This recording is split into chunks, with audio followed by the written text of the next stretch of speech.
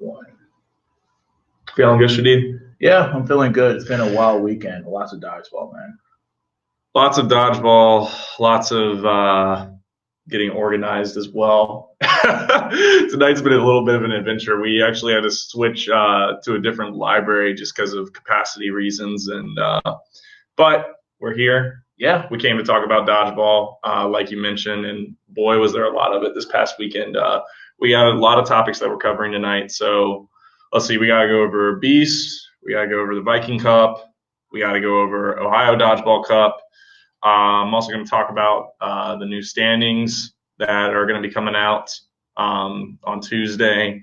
And then we're also going to preview a couple of tournaments. Next weekend, we've got Towson hosting a tournament, which may or may not end up becoming the inaugural East Coast Dodgeball Cup. We'll wait to hear about that. Only time will tell. Only time will tell. And then we've also got Zanderthon 5, hosted by University of Wisconsin-Platteville, named appropriately after Eric Zander. So we're definitely looking forward to that. We're actually going to be bringing in a lot of different guests tonight as well. So first up, we're going to bring in Joe Walsh from Cleveland State University. He's going to talk about the Viking Cup, which his team hosted this past weekend, and we're going to talk a little bit about how we felt like his team did, which was obviously very well. If you've not been living under a rock, they went 3-0, and then after that, we're going to bring in Peter Broe, who represents Western Michigan University, and his team picked up their first 2 wins ever in program history. So congrats for that. We're going to get his thoughts and opinions on that. After that, we're going to bring in Colin Sporer. He is the coach for Towson University Dodgeball Club, and he's going to do both a combination of talking about his team's performance at Beast 9, as well as talking about their upcoming tournament next weekend. After that, I'll probably talk a little bit about some of the standings stuff and see how that has shaken up over the past weekend events. And then after that, we're going to cap it off with getting a word from Brett Liming, one of the captains for University of Cincinnati Dodgeball Club, and he's going to talk about his team's performance as well. Nice. So, like I said, a lot of guests lined up, a lot of dodgeball to talk about. Before we get into that, though, I want to give a quick shout-out to one of the sponsors for this podcast, Ballast Day Dodgeball Gear. Ballast Day provides some of the best equipment in dodgeball, most specifically their knee pads. It's a thing of beauty, the version 2s, which just came out this past year. Huge, both knee and lifesavers for every dodgeballer out there, whether recreational, collegiate, or professional. Make sure that you get your pair. Also, $5 off of your knee pad order if you use the promo code NCDA2020. And we love those guys. So, yeah, make sure to make a purchase where you can. Absolutely. Not only is it the $5 off, too, but actually 10% of the proceeds go back to the NCDA as well, so that we can help promote the sport of dodgeball at the collegiate level and fill up my pockets and pay off my student loans. Oh, okay. Well, that's where all the money is going to. Absolutely. You think I actually do anything to help the sport? Come on now. I'm a politician now, so I gotta line my own pockets. That's how it works. Fair enough. All right. So like I said, first guest we're gonna bring on is Joe Walsh. I'm gonna try and message him real quick. How you feeling right now, Shadid? Feel good, man. Feel good. Very excited to have these guests come on and, tell their views about the tournaments and see what they have to say. Absolutely.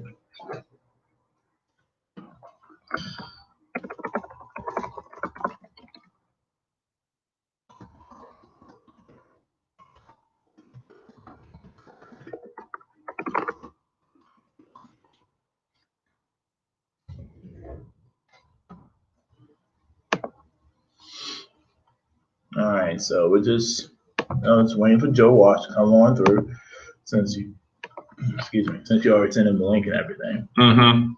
So while he's trying to hop on, Cleveland State this past weekend hosted the Viking Cup. It featured a wide variety of teams from across the NCDA. So obviously, Cleveland State being one of them since they were the host team. We also saw Saginaw Valley State join, University of Wisconsin-Platteville, University of Kentucky, Ball State University, and then the aforementioned Western Michigan University as well. So you get kind of a wild variety of teams there. You've got Kentucky representing the South, Cleveland State from Ohio, 2 Michigan teams in Saginaw Valley and Western Michigan, two of the Midway teams in Ball State and Wisconsin Platteville. So it was a pretty interesting tournament from that dynamic. And actually, like one of the things that is that was kind of a big deal as far as that event goes, and we're going to talk about it. But I also mentioned that we're going to talk about the Ohio Dodgeball Cup, and one of the interesting points was Cleveland State deciding to host their own tournament the same weekend. So obviously they were unable to attend, but we're going to get Joe's perspective on that, along with talking about his team's success at the event. So absolutely looking forward to picking his brain a little bit there. Yeah. But, I'm noticing, like, I just shaved recently. Yeah. And by recently, I mean just like earlier this afternoon. I'm not really a beard guy for myself. Like, I don't know what it is, but like I just always feel compelled to like scratch my neck if I have facial hair on, and I can't I also just can't pull it off like you should eat. So like, it just is what it is. You're funny, man. I mean, it's funny. I was thinking about this earlier today. That's like. Girls obviously like they have the ability to put on makeup, so they got like eyeshadow, eyeliner, and everything like that, and make themselves look pretty or not. Right. And for guys, like you can use makeup if you want; it's unconventional, just is what it is. Right. But it's 2020. Yeah, but a nice substitute for makeup is facial hair. Yeah. Like you just put a little splotch of chin hair here, maybe a soul patch here, curly handlebar mustache. I mean. It just adds a little bit of look. It does. Covers up part of the face, so it hides a little bit of the uglier features if you don't like something. That's also true. I will say though, okay, so he's working on it. So another thing too is dang, did I just lose my train of thought? It won't be the first time. Another thing too, like I saw like recently, like on an Instagram video, like guys like in a barber who have absolutely like no facial hair, they're trying to like get everything lined up. So they literally got like a black marker and kind of like pretty much be drawn in like quote unquote facial hair, and then try to pull off the look. And I'm like, dude, like it's just a black marker on your face. Like stop. Yeah, please. I mean, we got a black marker right here. Maybe I'll just work a little bit on it. No, man, that's not the move. Yeah, not the move. I think the other thing for me that just like makes it hard from a facial hair perspective, I shouldn't say hard, but weird, is like because my hair is like more like brown / like kind of on the verge of dirty blondish. Right. But my facial hair is red. Because for a fun fact, I know not everybody's a science major, but you've gone over Punnett squares and recessive and dominant genes and traits and that sort of deal. And so within my family, there's a little bit of redheadedness that happens. And so I didn't get the head hair, but if you have it, the fun fact, if you have it, regardless of like what your hair color is that you get, you'll grow like red facial hair. Oh, so that's interesting. Yeah, just a little bit of science in there for you. Interesting. I mean, because I know your brother's a red hair. Yeah, my brother is a redhead, exactly. Interesting.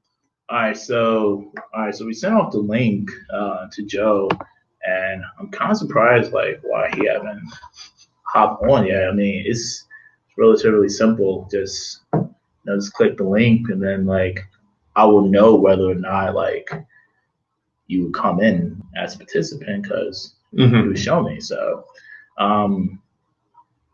hopefully you'll be joining us soon. Hopefully. If not, then as Shannon Sharp would say, skill. And we'll go over to Peter. But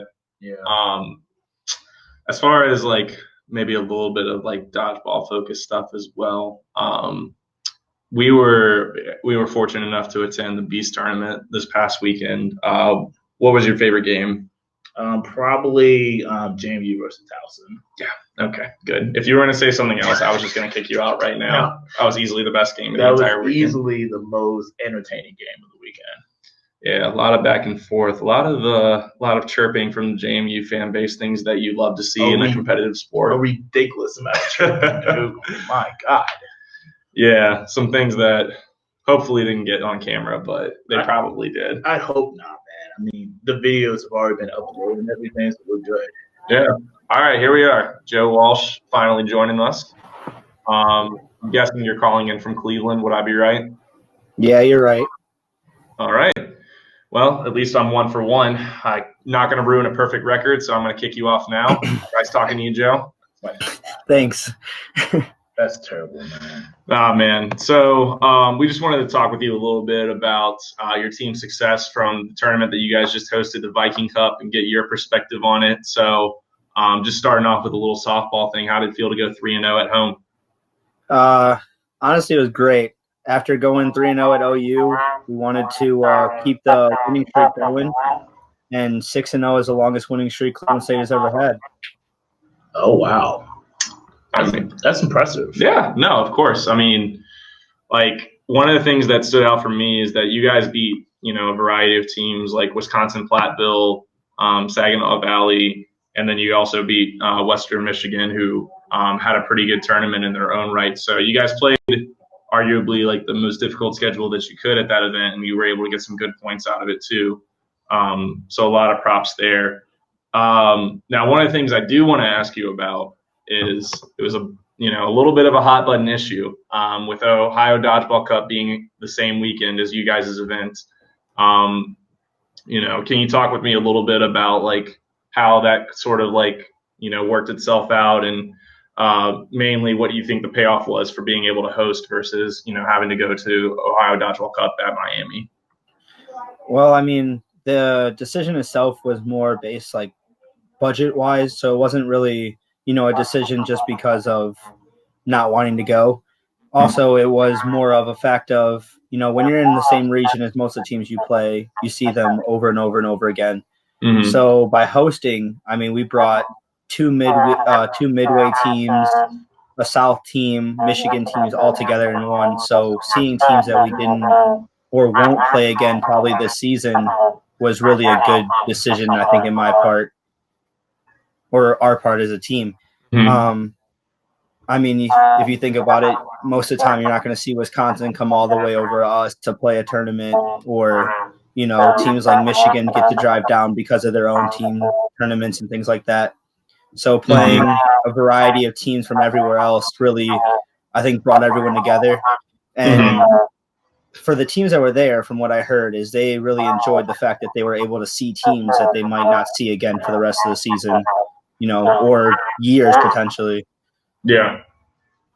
Yeah, we were actually, Shadid and I were just talking about that before you got on. Just like it was good to see like the diversity of like regions being there. Like you said, you had the two midway teams, you had two Michigan schools, obviously you guys being an Ohio school, and then Kentucky coming up from South. So that was really cool to see from that perspective. And, in terms of payoff, I mean, you guys went 3-0, so you can't really, disagree with the results there. On that note, just got to ask, between Saginaw Valley or Wisconsin Platteville, which do you think was the bigger win for your program?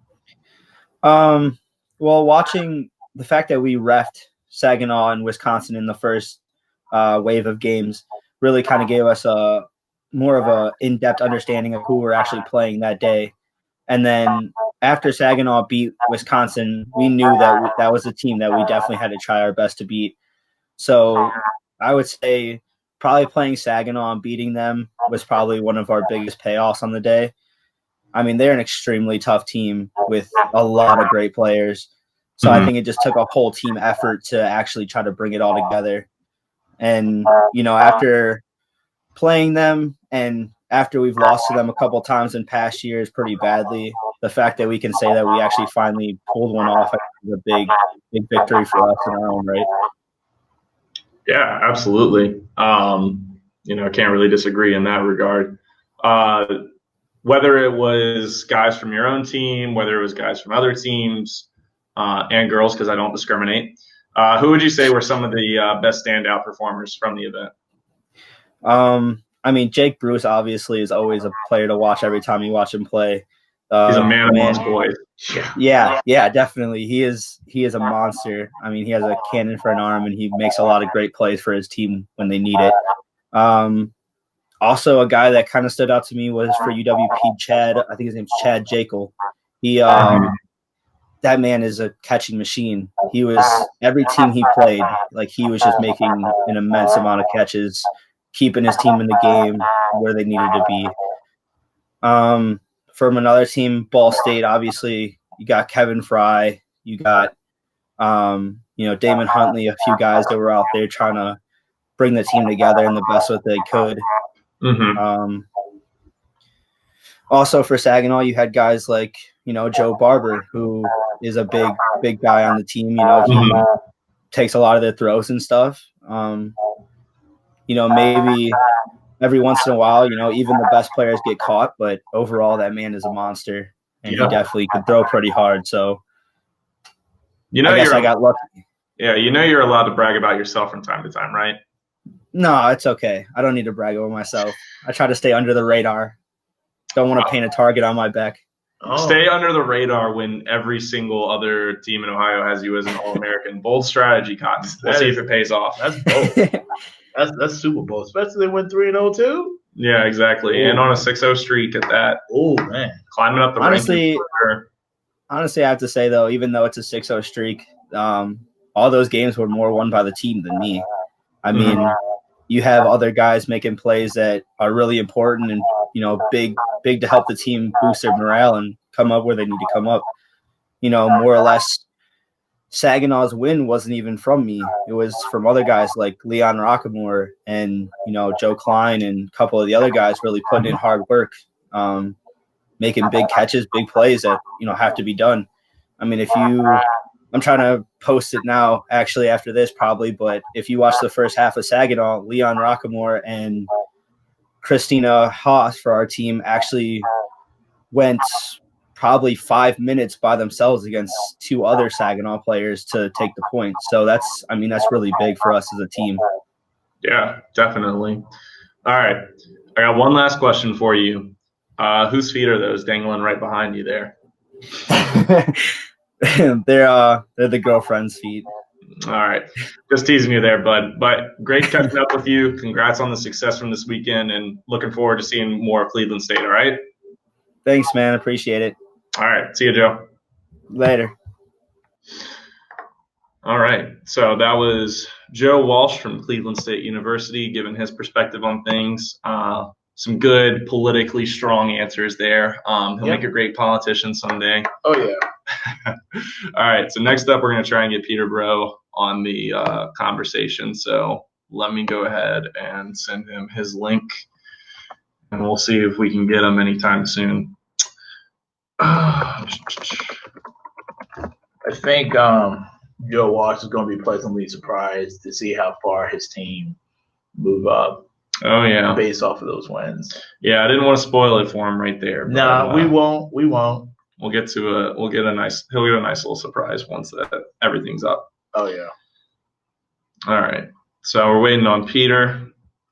For those who may or may not know, Peter Broe is the founder of the Western Michigan University Dodgeball Club. He's actually in his doctorate program there, and he is a former Central Michigan University player as well. I think he may have also played for GV as well.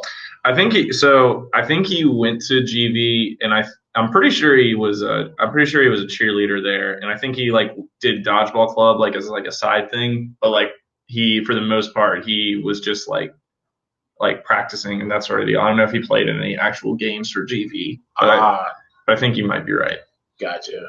We can ask him about it. We can. It's not like we're not going to see him in the next 10 seconds, hopefully. That's one way of looking at it. Yeah. But yeah. Goodness. Curse these guys making us wait. I mean, to be honest, it is partially not partially. It is my fault because if I would have got the room and just went here instead of trying to go to the other library, I mean, could start on time. So yeah, I'll take the L on this one. It'd be like that. It does, man. I don't want it to be like that though. But it do be like that. That's the thing. Things you hate to see. Yeah. So before Peter gets on, I guess I'll recap a little bit of their performance from this past weekend. So, like I said earlier, they got their first 2 wins in program history.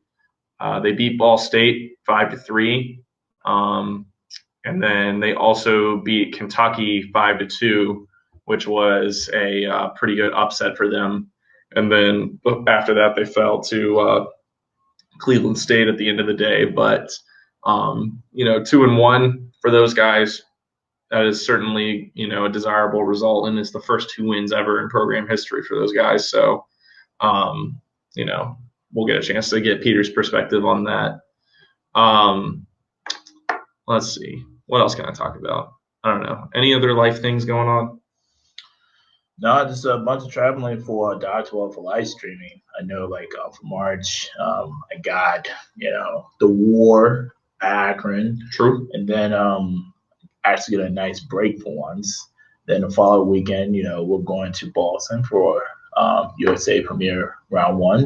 Yeah, indeed, we are. And then the following weekend, we're actually going to West Virginia on a Sunday to what tournament. All right, Peter, are you there? Ooh, okay.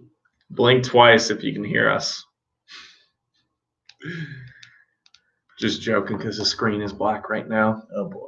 So instead of having the blue screen of death, we currently got the black screen of death. Better than the red ring of death. Oof. That's a throwback. Yikes. I remember those days. Were you an Xbox or a PlayStation guy? I was an Xbox guy. See, it's funny. I feel like the Xbox 360 was better than the PlayStation 3, but the PlayStation 4 is better than the Xbox One. Yeah. And then the PlayStation 5 is probably going to be better than the Xbox Series. Have you seen the picture of it? I haven't. It's literally, it looks like a speaker, the Xbox Series. It looks like a box, legitimately just a box that looks like it could be like a speaker or something like that. Yeah. I mean, they definitely did not care at all about the outside aesthetic, but all right, there he is. All right, there's Peter. Oh. Or at least part of him. I don't know. He's frozen in time. Your screen is frozen. I tell you one thing, though. He would definitely pass off beautifully in Richmond with that beard. With the beard and beanie combo. Oh, man. He would. He would absolutely just kill it right now.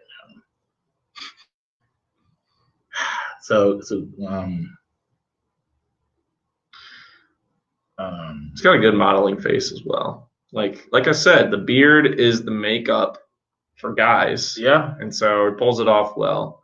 Yeah. I remember one year when I played against him way back in the day. He had a little handlebar mustache going on. He pulled that thing off too.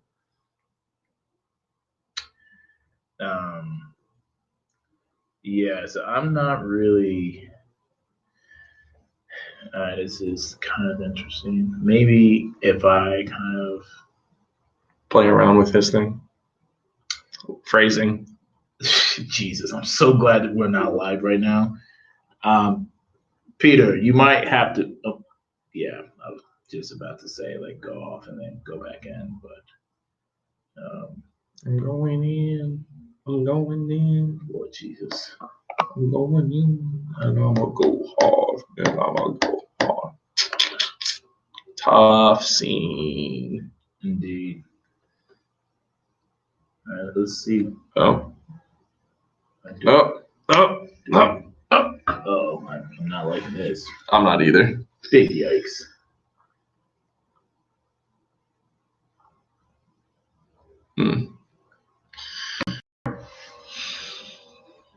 All right, so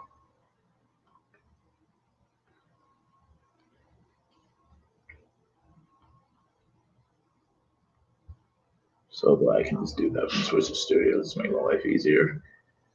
Oh man! All right, so we were successful in getting at least one person on the stream. That's true. Well, so this is good. This is good. It's better than 0 for 2. Oh yeah, without question. Although 50% is still an F.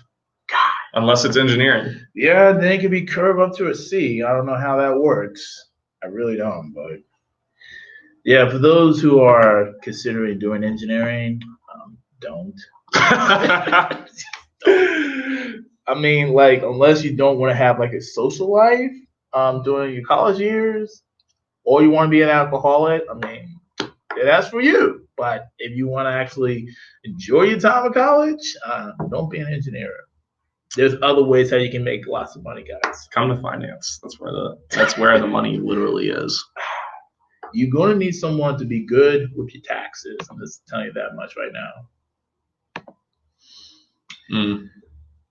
All right. So it looks like we're going to have some difficulties connecting with Peter, but Oh man. why don't instead, assuming that we're not going to be able to get in contact with him, I'll just go over some of the results from the Viking Cup and what I thought were either surprising or interesting, noteworthy results, whatever the case may be. Fair enough. So from the Viking Cup, we had Saginaw Valley State University defeat Wisconsin Platteville 2-1. University of Kentucky defeated Ball State 6-4. No surprises in either regard, in my opinion. No. Then you had what I thought was the first upset of the day, just from a pure dodgeball, knowledge perspective, where Cleveland State was able to upset Saginaw Valley 3-2. After that, what do we have? We had Western Michigan, which got their first win against Ball State, 5-3. Yep. That was a little bit of a surprise win. Glad to see it happen though. Oh yeah. Then Western Michigan pulled off the win against University of Kentucky, 5-2. That was a real big surprise, probably the biggest surprise of the entire weekend, in my opinion. Yeah. Then Cleveland State beat Wisconsin Platteville 4-3, and if I remember correctly, I think they were down 2-1 during that game. So I think so. Good comeback win, and able to score so many points in regulation too. Then Wisconsin Platteville salvaged their day. They got a 7-1 win over Ball State. Saginaw Valley was able to get their second win of the day over Kentucky. They won that 5-2, and then Cleveland State beating Western Michigan 3-0 to cap off the day. And when I say 3-0, it comes from like a forfeit win. Now I would say, sounds like we're getting some sound from Peter. Hello? Right. Hey, Peter. Can you hear me? Can you hear me? I can hear you. Oh, we can hear you. Okay, Yeah, good. we can definitely hear you. I don't have any video, I guess, but this is what it's got to be. All right, fair enough. But your face is like the only reason that we needed you here. Oh, well, sorry, guys. No, it's okay, man. Fair Yeah, enough. we'll. My life is a disappointment, so why should this be any different? You know what? I think I might have a nice. No, I won't. I don't think. Well, I'm just going to add that part. We'll put a picture of you with your wonderful girlfriend. So when you're talking, it will not be like socially awkward. How's that? I mean, that's fine. Get one of them, or you get one of the ones with my mustache. Yeah, I was just talking about your handlebar mustache way back when. That was honestly the most supreme thing I've ever seen in dodgeball. It earned me a little bit of renown with some people, but I got a paper plate award for it one year from Jake Lesky, and the award was he is more renowned for his mustache than his play award, and I thought that was the funniest thing I'd ever received. Funny because it comes from Lesky, who has no dodgeball skill, or what? Yo! Oh my god! Funny because accurate, I'd say. Oh my god! I'm just teasing. Jake is obviously a friend of the show and everything else that goes into it. Now, Are we going to end that part or no? No, we got to leave all the savage comments. Come Oh on now. my god! My god! Since when is Shadid shy about saying savage things? Come on, man. When I'm working for the federal government, guys, like this is only my alter ego when I'm off work. Fair enough. Are you working for the government right now? No, Right now. no. All right, so you're off work. Oh my god! That's a galaxy brain take right there. Oh my god! Okay. All right, Peter. So Yes, you sir. said that your life was a disappointment. Well, this weekend for Western Michigan was certainly not a disappointment. You guys got your first 2 wins in program history. Just give me a quick synopsis. How does that feel? It feels really good. For a program that was kind of struggling to field a roster for a long time, to be able to travel. This is our first tournament outside of Michigan as well. So to be able to travel outside of Michigan and get 2 wins on the road feels pretty good. Yeah, man. It's nice for to sure. see the program. It's nice to see the program finally kind of take some legs and start to grow a little bit. Absolutely.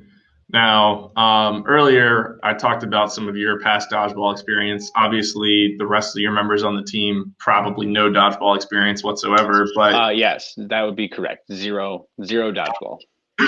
But with that being said, obviously good enough to get 2 wins. So who would you say were some of the standout performers from your team? Because Western Michigan's a little bit of a lesser known group in the NCDA, so this is a chance to brag about some of your homies.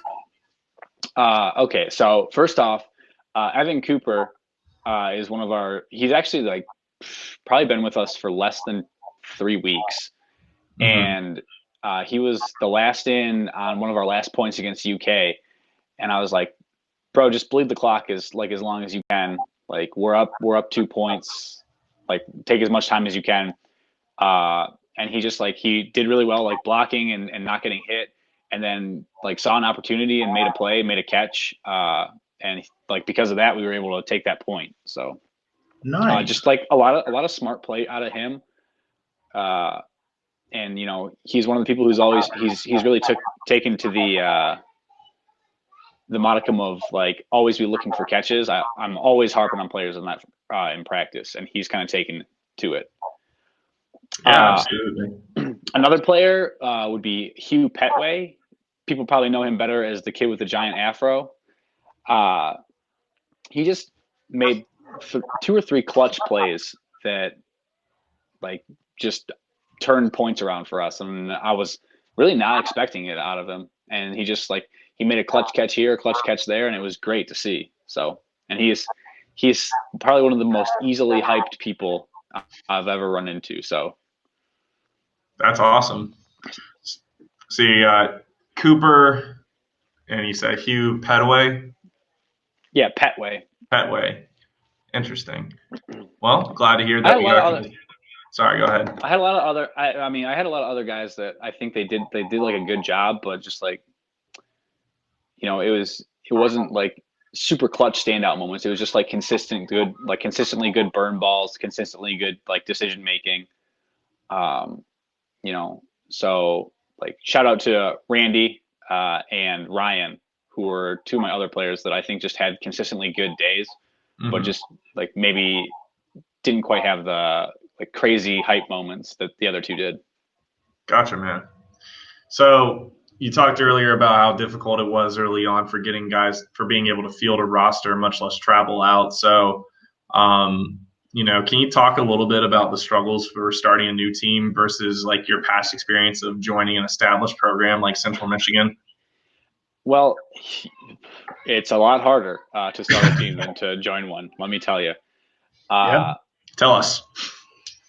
Well, I mean, Central, obviously they were, I think, in their second rebuilding year after just winning the championship. And, they still had like a core group of people. I think that's the hardest thing to find when you're starting a new club is just finding like even 2 or 3 additional really interested people who can help you grow the club. And I think we finally started to find that. And, a consistent practice space also helps. Like our first year, we were just kind of like 3 guys throwing balls around in a gym. And now, we've got like 10 or 12 of us and we've got like a reserve spot and everything. So. Yeah, that's definitely a big thing. We got jerseys too now, right? Ooh. Yeah, we actually just placed our order with Savage today. They're basic, but they've got numbers and names on them. So it's better than what we've got. So. Trust me, that's better than a lot of teams in the league who don't like to follow the rules, including names and numbers and whatnot. So I appreciate that. One of my players asked me today, he's like, "Can we put nicknames on?" And I was just like, flat. I was like, "No, we can't." Like, gone are the days of fun NCDA where you could have like funny numbers and nicknames. You could still have funny numbers and nicknames. There's nothing against that. You have to have whole numbers from 0 to 99. Okay, well, that's also always been a thing. It's just that people feel like they don't have to follow them. I don't know. I'm starting to see a lot more kickback from the NCDA Twitter about it. Well, that's mostly Kevin, and Kevin is the no fun police. Oh, Facts. Okay. Well, that makes sense. Facts. No, but that is really good to hear all the progress that you've been making with the club in that regard.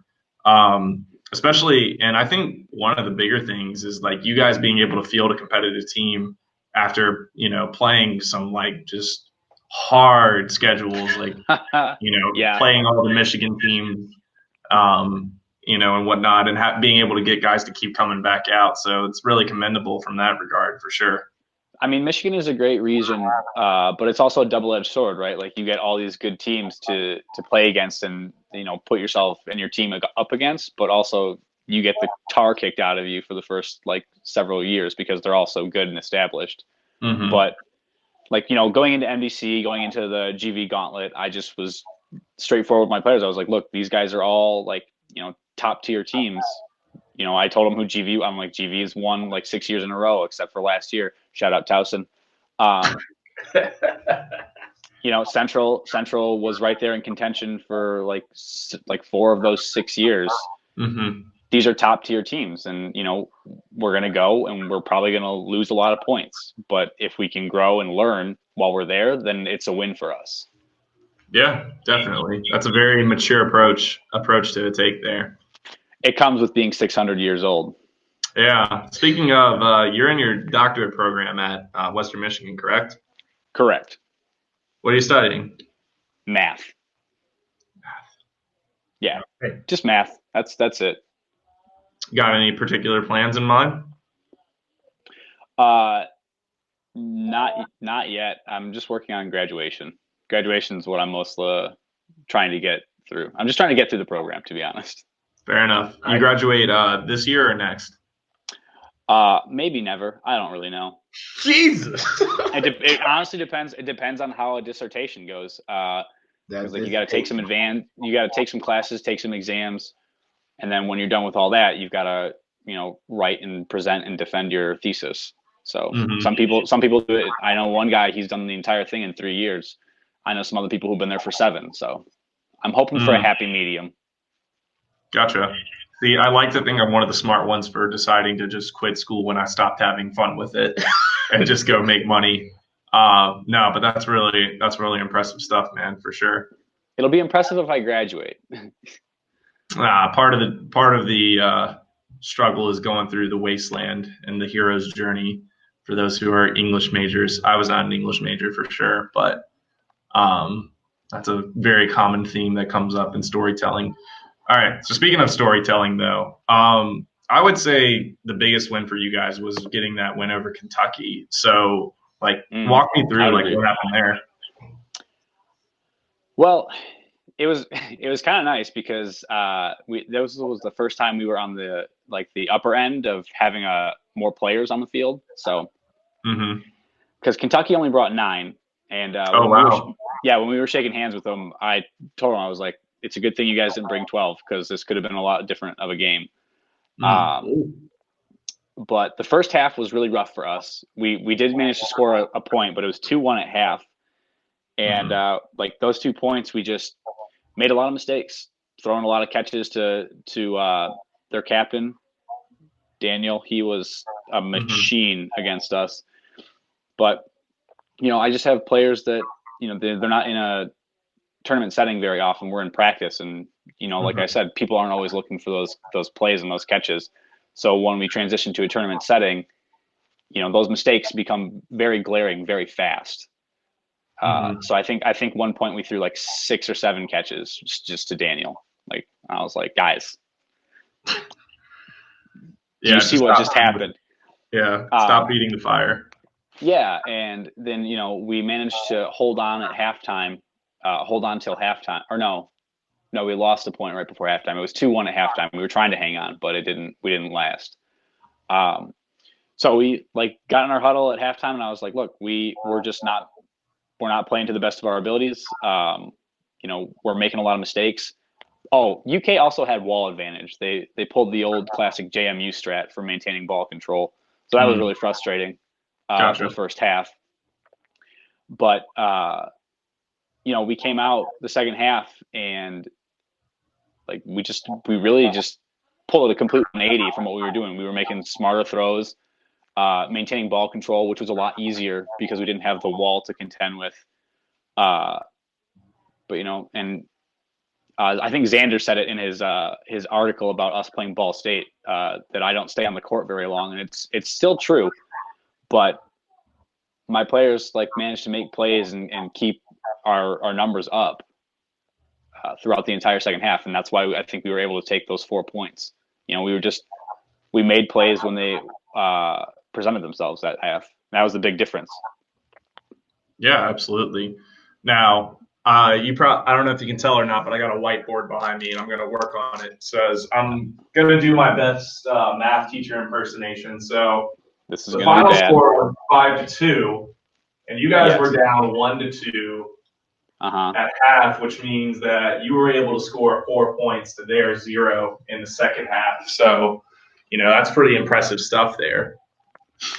I mean, a lot of them, like the score does not show how close some of those points are. Like when it was 4-2, we were down to our last guy, and I was like, that's when I told him it was Evan, and I was like, just eat up as much of the clock as you can, because there was like I think 5 or 6 minutes left or something like that.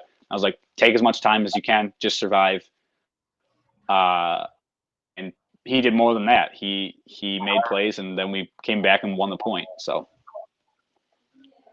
You told him don't be a hero, and he said, well, forget that. I'm going to be a hero anyways.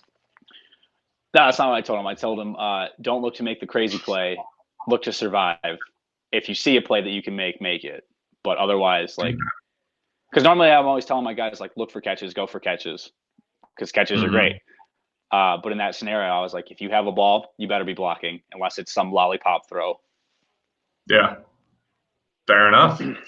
All right. So I'm going to get you out of here because I know you got other stuff you got to focus on tonight.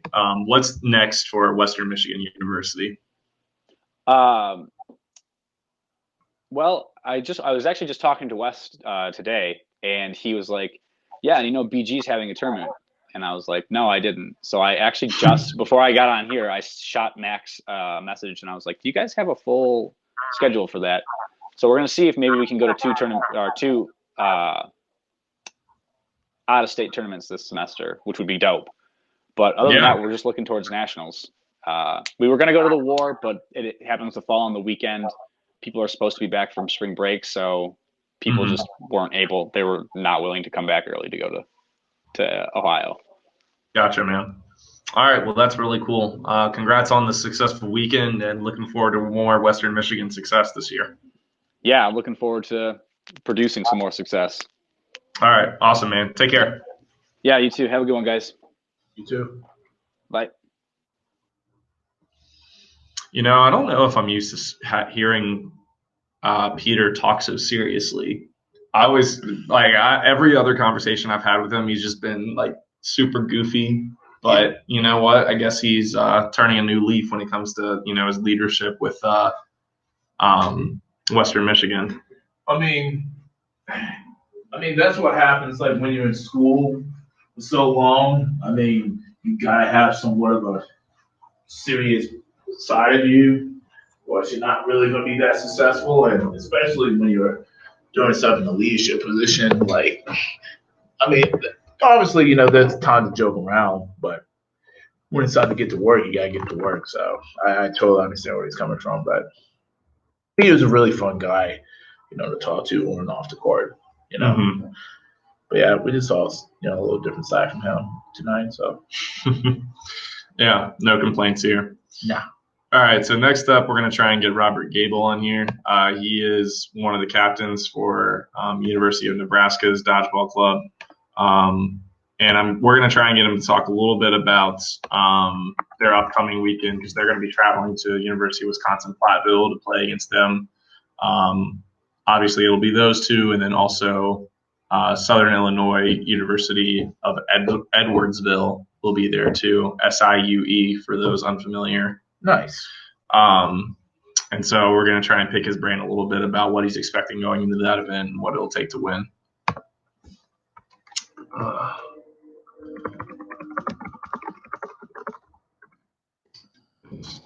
Actually, you know, it'd be nice to actually hear from one of my counterparts from the Midway Conference, especially from Nebraska, because a lot of people don't really know that, one, they have a dodgeball team, but two, more importantly, they have 40 members. They do be having a lot of members, and we can certainly ask about that.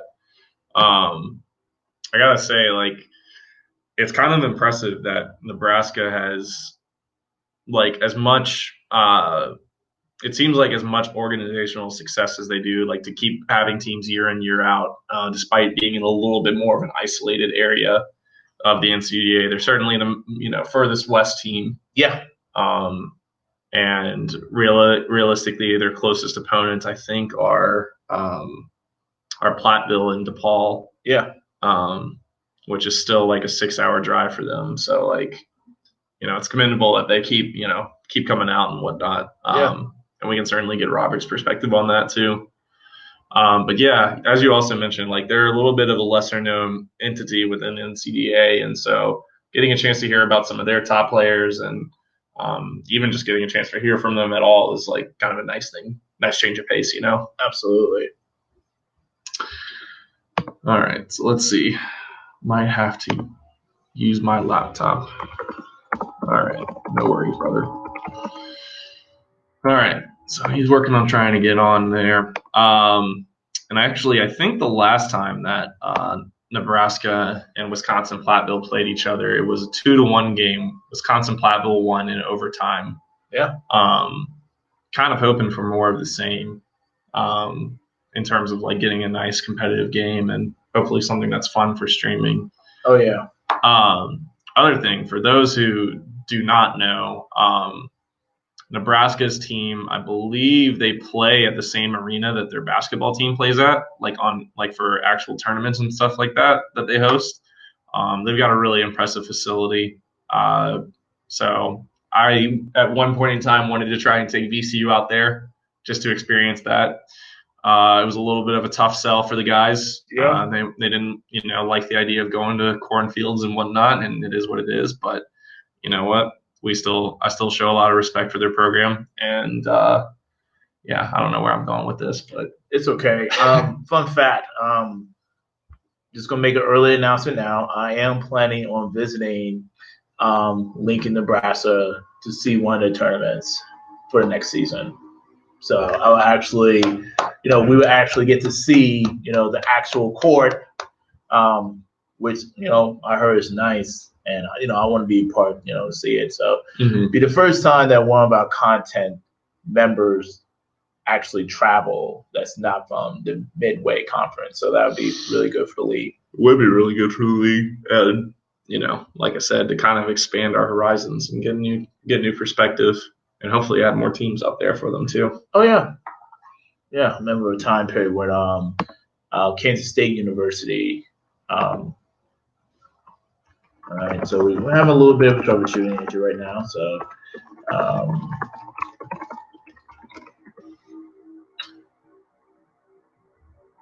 yeah, but this is a good thing about not doing a live stream. You're just doing recording is you can kind of figure out whatever issues you need to figure out, and then add portions that you don't want in the video.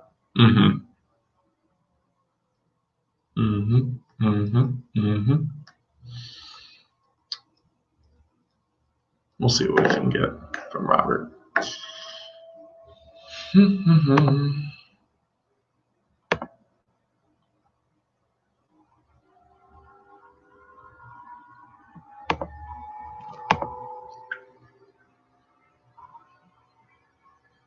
You been watching the XFL at all, Shadid? Oh yeah. Yeah, DC Defenders, man. Yeah. Man, we had a really great 2-week stretch, and then last week we were awful. Gardale Jones threw 4 picks, and I was like, this is not the same dude that we just saw like for 2 weeks in a row. What is up with DC teams just letting us go on this high and then just crashing down? I hate that. How's it going, Robert? It's going pretty good. How are you doing? Doing good, man. We're glad to hear from you. And I see that now everything's up and at it. So we won't waste your time and we'll go ahead and get started, all right? All righty. All right, so Shadid and I were just talking about how you guys are going to be traveling to Zanderthon 5. Give me your expectations for how you think the event's going to go. I think it's going to go pretty well.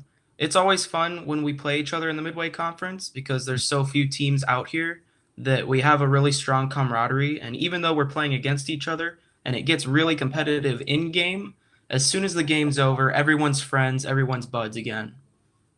Absolutely. what do you think it's going to take for you guys to be able to pull off a win against Wisconsin Platteville this time? Because last time you guys played, it was a 2-1 overtime game. So what do you think it's going to take to get over the hump this time? I think our big issue so far has been just endurance and stamina. We usually start off strong, gaining 1 or 2 points on them in the first half, and then we kind of teetered off in the second half the last few times we played them. But we've been working on that, and I expect we're going to do better this time around, and we're going to keep up the energy. Gotcha, man. You guys also get a chance to play against Southern Illinois University, Edwardsville. Any expectations for that match as well? They came into the last tournament that UWP hosted back in November a bit inexperienced. I can't remember if it was them or DePaul who have been practicing mostly with foam balls, but I think they're going to have improved quite a bit in the months since then, and I'm really excited to play them again and see how much they've grown. Yeah, definitely.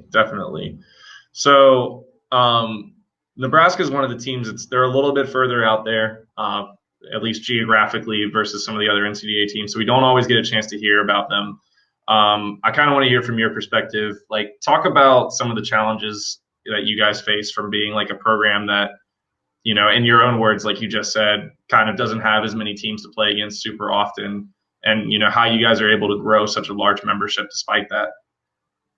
Well, what you said, we are geographically very far out there. Our closest team in the NCDA is Wisconsin Platteville. That's about 6.5 hours away from us.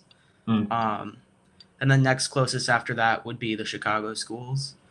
And really, that's the biggest challenge for us. We have lots of people here at the university who love dodgeball, who like playing it, but we can't go to tournaments every other weekend just because of money factors and how far away teams are. Yeah. Let me ask you, as NCDA president to Nebraska dodgeball president, which schools would you like to most see join the NCDA nearest you? Oh, I'd love to see some schools in Iowa or maybe Kansas come join. Try to bridge that gap between us and the rest of the NCDA schools quite a bit. That'd be pretty fun. Any particular schools off the top of your head, or just general area?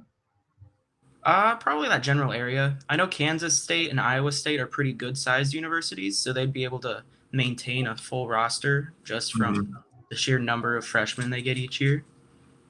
Yeah, Kansas State actually did used to have an NCDA team back in the day. I can't remember what year it was that they ended up folding, but they did have a team for a decent bit of time. And then I think it was either Western Illinois or Western Iowa. It was one of the two. I know his acronym was WIU. But one of them had a team as well, but it can be a little bit hard, sustainability wise. Talk to me a little bit about some of the players that, you're expecting to stand out for your team going into this weekend. I'm expecting our president from last year, John Hebner, to stand out a lot. He's got a great arm. He's great at catching. He's just one of those all-around strong players, and he's a good leader on the court. As far as rookies go, we have a freshman this year named Colby who has a killer arm. It's a cannon. And as long as he can keep it low so it's not caught, he'll do really well at the tournament too. Awesome.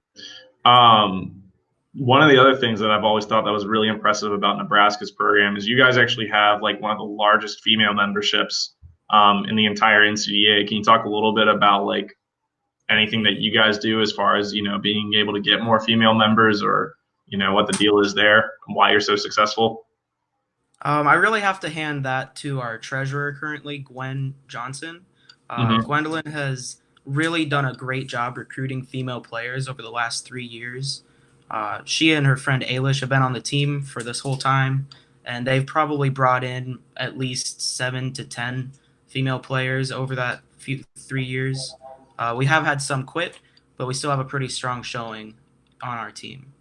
Yeah, and in one of those, Jessica Blum, I know last year she made all midway team, which I don't know if we ever like fact checked it, but she might have been the first female player ever to make like an all regional team. So that was something that was really impressive too. Is she going to be at the event as well? Unfortunately, her ACL blew out back in September, so she hasn't been able to play all year. that was a really big blow for our program. She was our captain, and as you mentioned, a really strong player too. And it's kind of sucked, but there's not much you can do about an injury like that. Yeah, that's really unfortunate to hear. Just to kind of pick your brain a little bit more and whatnot. What teams would you be most interested in playing against in the NCDA, if you have any? Um, I've never really thought about it. I think it would be fun to play some of the southern schools because they're Hmm. also a bit geographically farther out there. And then Yeah, I know at Nationals 2 years ago, our first time going, we got to play Michigan State. And I'd love to play some of the Michigan, Ohio schools again because they're really fun to play against. yeah, absolutely, absolutely. Now I want you to correct me if I'm wrong, but you guys play like when you host tournaments, you guys play at the same stadium that your basketball team plays at, right? The old stadium. They've since built Okay. a new one, but we're playing at the old stadium. It's called the Coliseum, so it still has the bleacher seating and everything. It's a Hmm. lot of fun to play dodgeball in there. Yeah, for sure. I get a chance to see it on live stream sometimes whenever Eric has gone down there and like filmed and whatnot for games, and it's a really cool setup that you guys have out there. So, and actually, Shadid is planning on trying to go there at some point next year to film one of you guys' events, if you'll so graciously have Awesome. him. Yeah, we'd love to have anyone come down and visit us. I don't know if it's really down for us from Virginia. I think we're on like the same latitude line, so it's more just directly Mm. west of for us. But I'm just teasing you, man. Geography is not my strong suit. Nah, it's okay, man. It's all good. Um, so kind of getting your perspective on like your team style of play and strategy and whatnot. Would you say that you guys more of like a power arm type of gameplay? Do you focus more on catching? Talk a little bit about like some of the strategy that you guys implement as a team. Uh, we've definitely learned a lot from who we've played. Playing Wisconsin every year, both of our teams have very strong defensive strategies. That's why when we're so closely matched, we went 2-2 and then went to overtime. Hmm. Uh, we like to control ball control, get the back and forth going, draw out whoever's going to be their thrower, and then hit them with the cross, and just take it slow and steady and play defensively has been our strategy so far. Gotcha, man. Gotcha.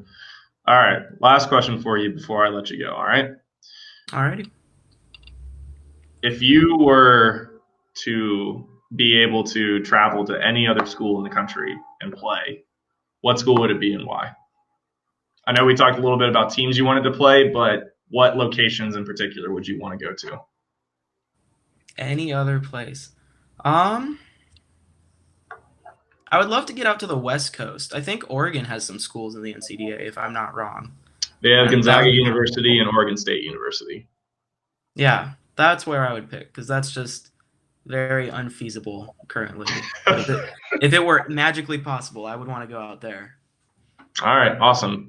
Well, thanks for coming on, Rob. Good talking to you. Thanks for giving us your perspective on Nebraska. Thanks for having me. Yeah, no problem. Best of luck this weekend. Thank you. Well, that was nice. Yeah, really nice guy. Absolutely. All right, Wish more people in the league would have his manners and whatnot. That would be better for everybody. yeah, we certainly didn't see that type of gentleman-like behavior out of JMU or Towson. No, They played each other this past weekend. absolutely not. It was like, hey, how are you, man? I was like, God, can you like say hi to each other first? Like, nah, man, won't get this guy. I'm like, you guys are acting like some uncivilized savages out here. It do be like that sometimes. It do be like that on the East Coast sometimes, man. I keep on trying to tell people on the content team, like, we don't do trash talking on Twitter or whatnot. We do trash talking, like, right there in your face. Like, I don't like you. Boom, headshot.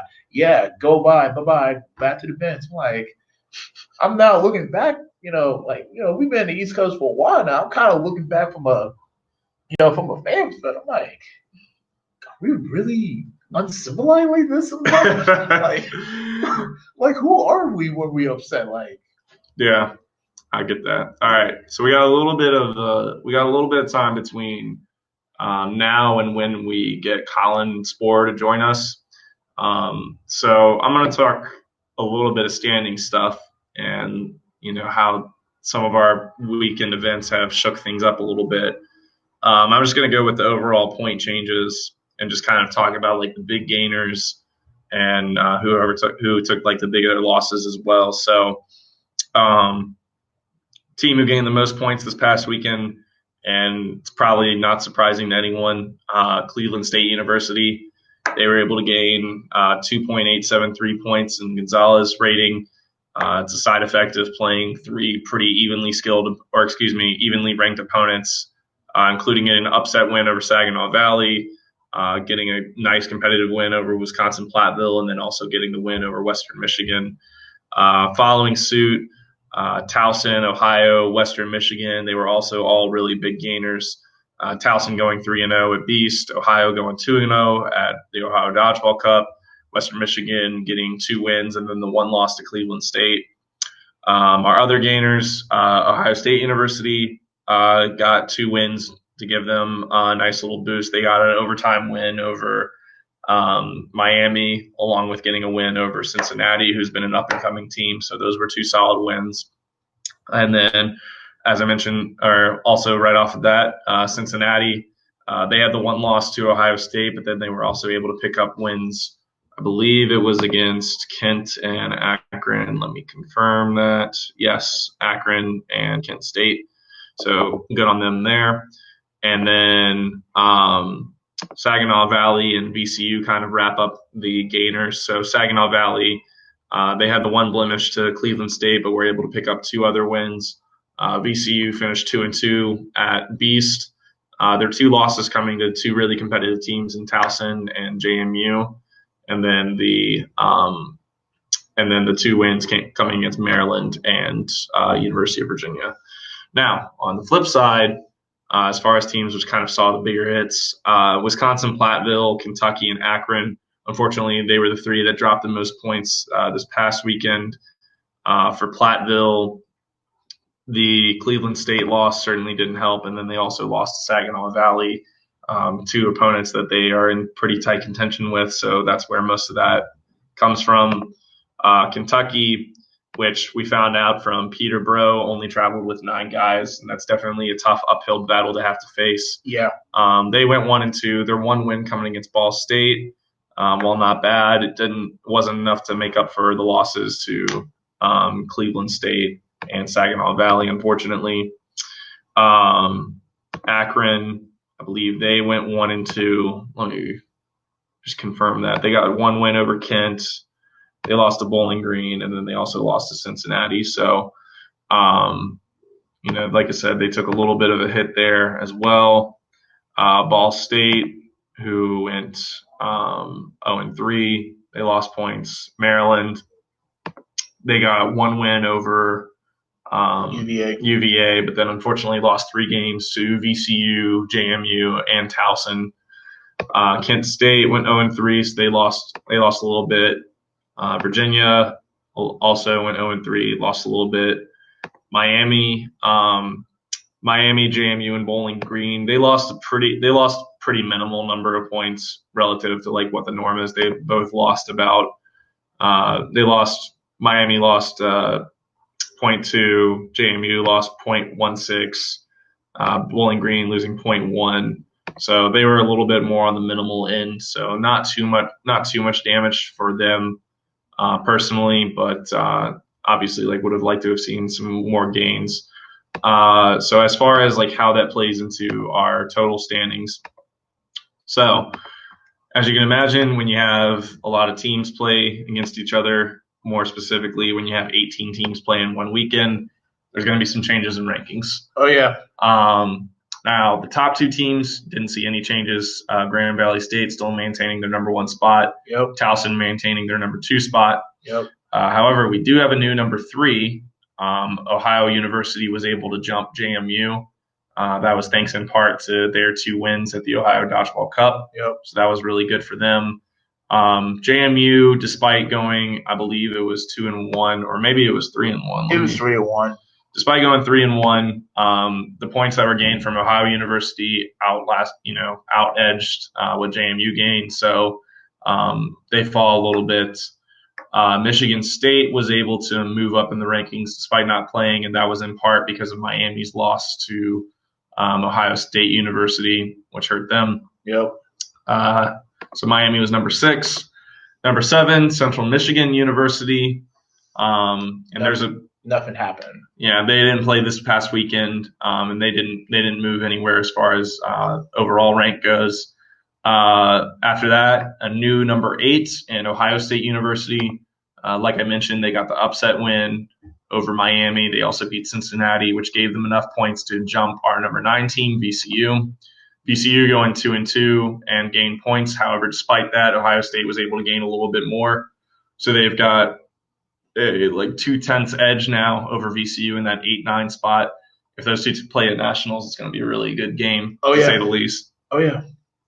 Bowling Green moves up to number 10. Cleveland State is our biggest jump. They move up from number 20 up to number 11 in the standings. And that kind of showed like two things for me. One, obviously being able to get those big wins gave them like a huge point jump because they beat opponents that were close to them as far as like ranking goes. But also it just goes to show how tight that gap is between, teams that might be on the fringe of the top 16 to even up to like the number 10 spot. So that was really huge for Cleveland State's program there. Yeah. Saginaw Valley moves up from 13 to 12. And the reason that you saw, part of the reason you saw a lot of upward movement from those guys was because of Maryland's drop. Maryland, like we mentioned earlier, went 1-3. They only had 10 players at the tournament. They also only had 10 players at the tournament, so unfortunate for them there. But they fell from number 10 to number 13. Still in a decent spot, though. They can just as easily jump back up to number 10 with a couple good wins. So we're not too concerned with them there. Cincinnati continues their upward climb. They jumped up from number 16 to the number 14 spot. After them, Penn State is currently sitting at number 15. They didn't play this past weekend, so no change for them.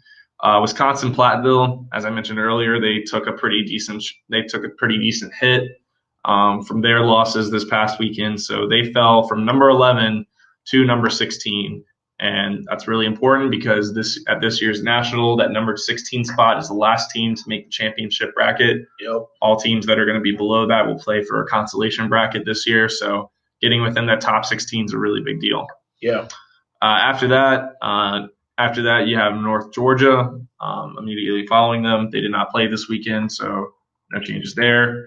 After that, you've got Akron, who, like I said earlier, they went 1-2, so they took a pretty decent hit, and they fell from number 14 to number 20. Again, they're definitely within striking distance of being able to make the top 16. However, not doing themselves any favors at the moment. Western Michigan got a nice little jump. They moved up from number 23 to number 21 right after Akron. Following them, Kentucky, who, like I said earlier, faced a couple losses as a result of only having 9 players. So they fell from 21st to 22nd. Nebraska, they didn't play this past weekend, but they got jumped by Western Michigan by virtue of Western Michigan's good performance. So they're there. UVA, number 24. They didn't have any movement in their overall standing. However, they lost points from the event, so they moved down a little bit as far as just like point total goes. Right. After UVA is West Virginia University, who did not play this weekend. After West Virginia, SIUE, who, like I said earlier, is going to be playing this upcoming weekend, so we'll get a chance to see if they get a chance to move their rank up. After them is Marietta, who did not play this weekend. And Marietta moved up by virtue of Kent State losing. Kent State's 0-3 performance unfortunately dropped them from number 27 to 28. After that is the Grand Valley State University B team, who is at 29. After that, Northwestern State University Louisiana, who has still yet to play this year. After that, DePaul. After that, Georgia Southern. And then Ball State, unfortunately, takes a little bit of a tumble. They dropped from number 29 to number 33 as a result of the 3 losses that they had. And then following them, we have 3 B teams: Michigan State B, Central Michigan B, and then Ohio B as well. So, like I said, that was kind of like a brief overlook of the standings. Again, our biggest gainers overall were Cleveland State, Towson, and Ohio in terms of Gonzalez points. And then as far as like the biggest drops, we saw Wisconsin, Platteville, Kentucky, and Akron kind of take the biggest hit there. Any impressions on the standings from your perspective, Shadid? I'm really impressed that Cleveland State jumped from 20 into the championship bracket. That is not an easy thing to do. And I know that the standings we post out on Tuesday, so for us would be, well, for everyone else would be tomorrow. But if you kind of just look very quickly, like how many teams from the Ohio region is in the championship bracket, my math might be wrong, but I'm looking at least 5, if not 6. 6, indeed. So right now, the 6 teams that are sitting within the top 16 from the Ohio region would be Ohio University, Miami University, Ohio State University, Bowling Green State University, Cleveland State University, and University of Cincinnati. And then, pretty much hanging right off the edge there, Akron. They have a lot of potential to be able to get back into that top 16. So don't count them out just yet. Unfortunately, the other Ohio team's kind of sitting more on the outside, Marietta and Kent State. I'd say it's going to be pretty hard for either of those 2 teams to try and climb back in, but stranger things have happened. So we'll have to wait and see. As far as other regional representation goes, Michigan region still has 4 teams in there. You've got Grand Valley, obviously, followed by Michigan State, Central Michigan, and then Saginaw Valley sitting at number 12. As far as the East Coast goes, you've got your 4 expected teams. You got Towson, JMU, VCU, Maryland, and then just still sitting in there right now, Penn State University at number 15. So East Coast has 5 teams, and then the one outside of those 3 regions, Wisconsin Platteville, currently sitting right now at number 16. But if they get some wins over Nebraska and SIUE, then we're talking about them being able to jump, hopefully, back up a little bit. They could probably see themselves jump up to number 14, potentially, definitely jumping over Penn State. So we'll see what happens there. Another thing about Wisconsin is they're going to be playing this upcoming weekend. They're going to be playing at the War. They also could be playing at the Bowling Green tournament as well. So they still got opportunities to climb up the ranking. Yeah, they've got a lot of dodgeball left in them. I think the biggest thing that you'll notice as far as the ratings themselves go right now, you definitely have like your various tiers sort of separating out right now. Grand Valley, realistically, in a tier of their own. With 56 points. I mean, it's going to be hard for any team to try and catch up to them and take that number 1 spot, that number 1 seed going into nationals. Number 2 right now, Towson. They're also kind of in a space of their own at the moment. They've got a 2.8 point lead over the next closest, which is Ohio University. And the thing is, like Towson, they are playing next weekend as well, and they'll get a chance to play against the usual teams and potentially, continue to move up. So they'll play against, most likely JMU, VCU, maybe Maryland or West Virginia. And we'll get a chance to talk with Colin about that. See where, see what he's thinking. We might get some groundbreaking news in terms of the schedule. We might. Hard maybe, though. Yeah. The next, what I would say, kind of tier is your 3 through 6 tier. So Ohio University to Miami University, those 2 teams are all separated by exactly 2 points, roughly. And you can see a lot of movement in that group. You're likely to see a lot of movement in that group when it comes to Saturday at Nationals, much less some of the events that we have coming up. Yeah, it's a very fluent situation. Very fluent. Yeah. Crazy how Ohio is currently like at number 3 right now, and they only got like 1 loss to their resume. after that, I would say like your next group would be the 7 through 9 teams. So Central Michigan, Ohio State, and VCU. Ohio State and VCU pretty much separated by less than 0.2 of a point. And then Central Michigan, they're a little over a point away from Miami, and then they're a little over a point away from Ohio State. So you could almost argue they're a little bit in their own separate bubble as well, but I would say close enough as well to kind of group those two teams together. And then when you go from the 10 to 16 tier, you're talking about a 1.5 point difference between all of those teams. And so that's a really, like I said, like a really big dynamic as far as going into Saturday at Nationals and who you decide to play because, frankly, if you want to schedule cupcake teams, like, that's your prerogative and you can do what you want to do. But with that being said, you might run into a situation where you're not getting enough points. And as a result of not being able to get enough points, you're not going to be able to sustain your position if you end up taking a bad loss or whatever the case may be. So, the best interest of some of those teams is going to be try and play against teams that are, within your same, rating range and, try and sneak some points away. Yeah. So, like I said, kind of some interesting tiers developing there. But we'll see, what ends up happening. All right. So we're going to try and get Colin Sporer on just a sec.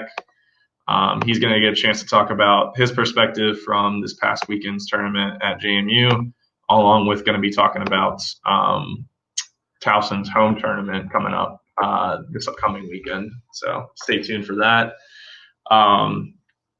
Outside of that, we're also still going to later talk with Brett Liming. He is Living. I don't really know how to pronounce it. I should ask him. Yeah, we'll definitely ask him. But we're going to try and talk to him about the Ohio Dodgeball Cup. Don't worry, we didn't forget about that tournament. Oh, how can you forget that? Yeah, it's one of the biggest events of the year. Yeah. So we'll see. We'll try and get his perspective on that as well. Yeah, we were talking about XFL earlier, and yeah. They've got the XFL right now as it's constructed is still like, for the most part, it's still pretty close to like the NFL in terms of like the way that the rules are designed. Obviously, there's changes to how point after attempts occur, and then also changes with the kickoffs and that sort of deal. But for the most part, like it's still football and whatnot. Now, if you were to construct the XDL, so let's just say the Extreme Dodgeball League, what kind of rules you guys should need? Okay, so first of all, headshots legal. We're just gonna put that out there right now. Okay, like straight legal. Another thing too, we're not doing the whole catch doesn't bring somebody in. We're definitely doing that as well because we're currently playing a phone league right now where a catch don't mean anything except for the person's out. I feel like that's kind of ridiculous. Third of all, probably one of my personal favorite, chirping and cursing is legal. Obviously, you can't be saying like no derogatory terms that's like highly offensive. But if you're in the crowd and you want to be chirping at the other team and whatnot, by all means, please do that. Like, let them know like they don't belong there. Let them know they don't belong there. I think some other interesting alternatives. No attack lines.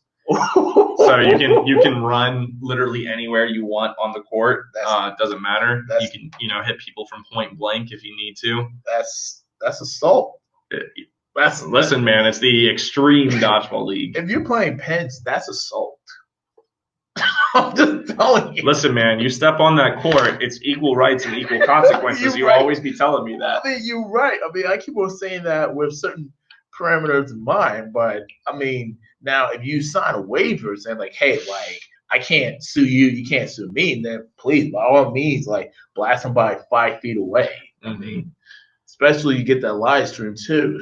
Then we're gonna do an interview like, hey man, so you got blast into next week. You may have a concussion. How you feeling right now? I mean, like, that's probably a little bit disrespectful, but anywho, we're getting off topic here. It's 9:00 and Colin should be coming on.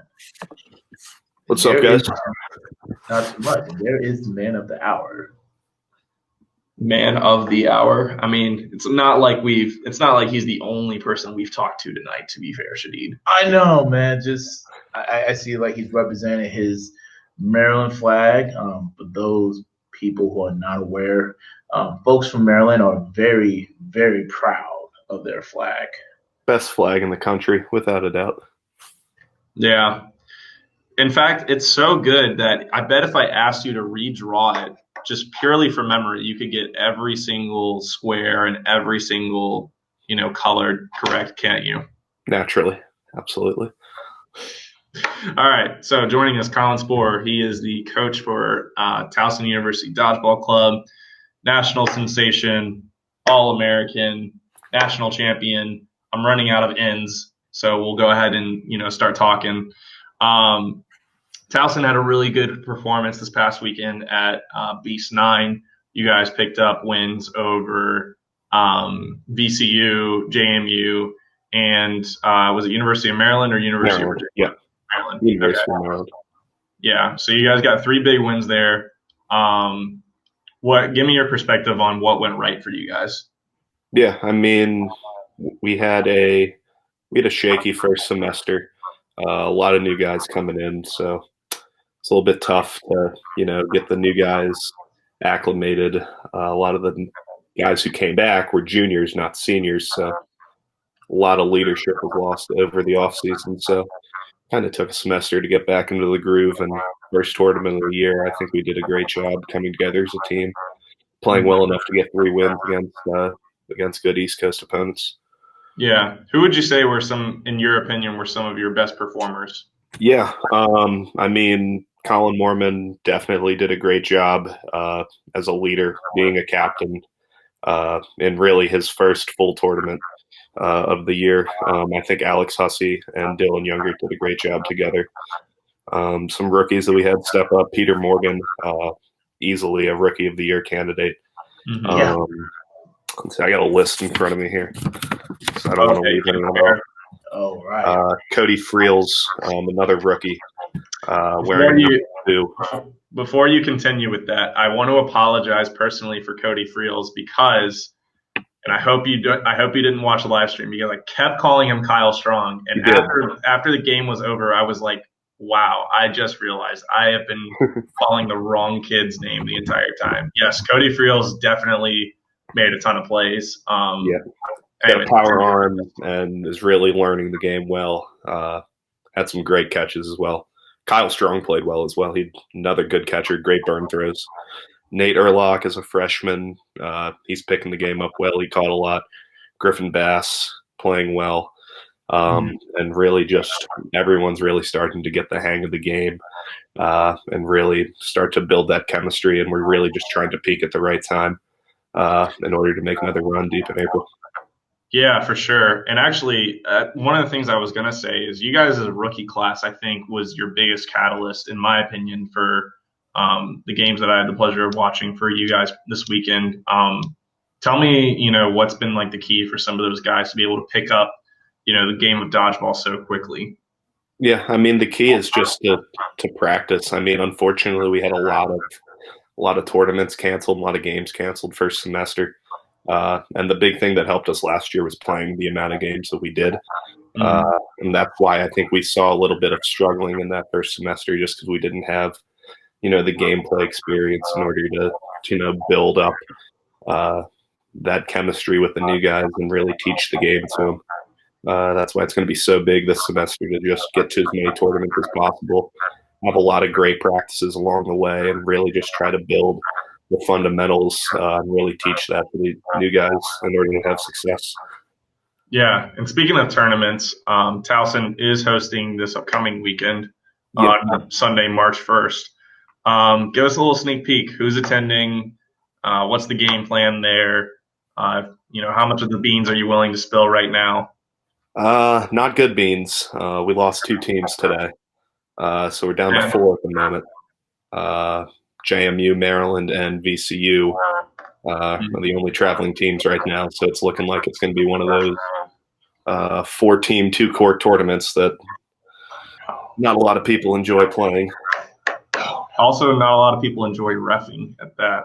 Not at all. Probably what you're going to see is it's tough. We're working on a schedule. We're trying to get an emergency 5th team. Kent State's a rumored team out there that we're trying to get down. What about Penn It's State? supposed to be an East Coast Dodgeball Cup type thing. Yeah. Um, What about Penn State? I don't know. I mean, it's frustrating to see all these teams dropping, not getting much love from any other regions either. So we're hoping that either West Virginia on the 29th, and then there's an open weekend on, I think it's April 4th, to be a weekend where we can, keep getting more experience and hopefully fit a tournament in, play some teams out of region. Yeah, for sure. Against, And you guys are also planning on going to the war, correct? Not in our plans at the moment, no. Oh, really? Okay. Yeah. Oh man. That's tough. Mhm. There's one of the things that actually I was jeering with some of my Ohio alumni friends was that this year we've had five East Coast teams travel to the Ohio region to play. But we've only had one Ohio team travel to an East Coast school, which it was Ohio University going to West Virginia University, which they were the shortest drive among all the East Coast teams. So, or they were a shorter drive than the other East Coast teams. So, I will admit I would like to see a little bit more back and forth between the two, like we've seen in the past. But it is what it is. I feel like I'm just going to prefer not to speak. I feel like I'll get myself in trouble if I say anything too much. So I'm just going to keep my mouth shut about some teams traveling. Hopefully, rumor was that Grand Valley was interested in West Virginia. So hopefully that will be the tournament where we can get some inter-region play. That would be nice. That would definitely be nice. So let me ask you, as a guy who just transitioned from a senior on the team last season to now being a coach on the sidelines, tell me how that transition has been for you. I mean, it went smoothly. Last year, I kind of found myself being the vocal leader of the team. It was tough because I kind of had to balance, managing my own performance along with trying to, keep the strategy and the game flow piece in my head as well. So now I've just got that full focus on just focusing on the strategy of the game, tactics for the team. So it's been pretty smooth. I just started up beginning of the semester. So, it's been a smooth transition, been able to get some good practices in. We had a really good practice the Tuesday before JMU. And I think that really gave us the momentum to pick up 3 wins this past weekend. Yeah, what kind of stuff do you guys go over in practice without spilling too much of your secret sauce? Yeah, I mean, it's mostly just gameplay stuff and, practicing situational stuff, working on, low number situations, which is something we've always struggled with. So really just working on things, from watching film that we struggled with, and just making sure that we can get everything pieced together to have success at the weekend. Mm-hmm. Fair enough. So from your perspective, what's a team that Towson wants to play most this upcoming semester? Let's see. Definitely want to see Ohio again. That was one where, unfortunately, I couldn't be in attendance, and I just had to watch online. And that was a really frustrating one to watch, and you could tell just, the inexperience in leadership is really what cost Towson the game there. I mean, definitely have the talent to hang with them. It was just, situational plays and errors that cost them the game, which was unfortunate. But, I think we could definitely, now that we've seen them, now that we know what went wrong, definitely they're a team we'd love to see again. It would definitely obviously bring Grand Valley as well. They're probably the best team in the league right now. So being able to see them a couple of times before nationals wouldn't hurt. Yeah, it would definitely be, at least my humble opinion, it would definitely be a most closer game between y'all and Ohio, because I remember very specifically, I thought you guys were going to tie up 2-2, and then just some things happen, and the score is very different. But I still believe like you guys are like one of the top 4 teams in the country, and Mhm. people will get a chance to see that this upcoming Sunday, Yeah. and to see why too. So looking forward to see that. Yeah, definitely. Now, one person, you mentioned leadership. One person who wasn't able to make the trip to JMU, but I thought was a really big piece for you guys in the first semester. Brandon Kirby. He's made, I thought, at least like I said, from my perspective, I think he made a really huge jump as a player and his impact on the court from last year to this year. Can you talk a little bit about what has been key for him being like one of the few senior leaders on the team? Yeah, I mean, he's made huge strides. I know he might not say this, but he was number 13 basically during our semifinal and final games at Nationals last year. Mm-hmm. And I think he really took that to heart, and he really used that as motivation. It was such a tough choice to pick that 12 for that national championship run. And I think he really used that to have a chip on his shoulder, and he's performed out of his mind this year. He's played so well. He's caught the ball well. He's much better with velocity, and he's just a couple, plays away from being all-American quality, and definitely looking forward to seeing him play this upcoming weekend. For sure. Another player who I thought has improved a lot from last year to this year, Jake Friedman. His brother Hunter was obviously had a very good freshman year last year, but I thought Jake was a little bit definitely more of like a bench player for you guys / like role wise. But this year I felt like his skills have improved a lot. Any other I mentioned him, but any other guys that you feel like have had really strong transitions from last year to this year? Yeah, I mean, Jake's definitely taken a much bigger role within the team this year. He's, a vocal leader at practice. He's not afraid to voice his opinion.